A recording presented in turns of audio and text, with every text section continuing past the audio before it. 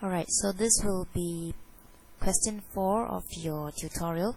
Okay, so here in this question you have two firms, two monopolistic firms. On the left this is firm A, and on the right you have firm B. Okay, these are monopolistic firms, so two different graphs. Alright, so the question says what are the profit maximizing or loss minimizing quantity and price for firm A and firm B. So we all know that to determine the profit maximizing point, we have to look at this point, which is MC equals to MR. This is your MC, this is your MR. So at this point, point Z will be MC equals to MR.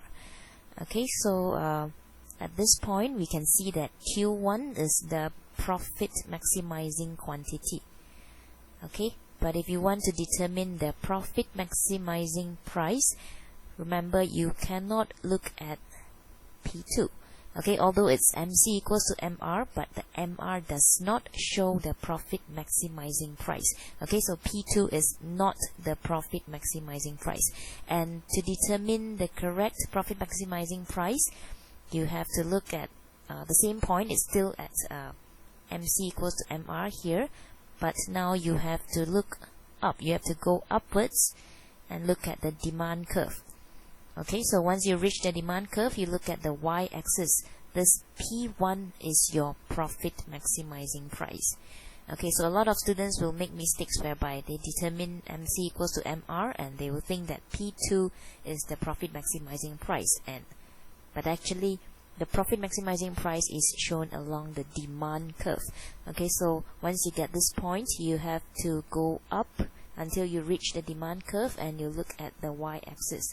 So P1 is the profit maximizing price.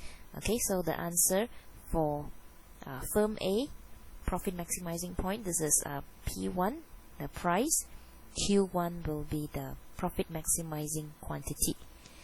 Okay, so let's now look at firm B. So same thing, we will refer to MC equals to MR at this point. This is MC, this is MR. Okay, so this point T will be MC equals to MR. This is the profit maximizing point. So again, if you look at the quantity, the x-axis, Q1 will be the profit maximizing quantity. And again, do not look at P2 as the profit maximizing price. You have to go upwards until you reach the demand curve. Then you look at the y-axis. This is P1. Okay, so same thing for firm B, it's also P1 and Q1. Okay, so that's the answer. Firm A, P1, profit maximizing price, Q1, profit maximizing quantity. Same goes to firm B.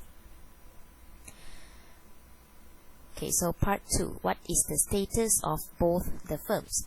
Now when the question asks for the status, we have to state whether the firms are making a profit, making a loss, or a break-even. Break-even means there's no profit, there's no loss. Okay, zero economic profit. So they say support your answer by showing the area of profit or loss for each firm. So again, we will refer to the firm on the left. This is firm A. So the status of both the firms. Now just now we have identified that P1 is the price, profit maximizing price. So how do we look at, how do we get the cost? Okay, to get the cost, same thing, MC equals to MR, but this time you go up to the ATC, the average total cost.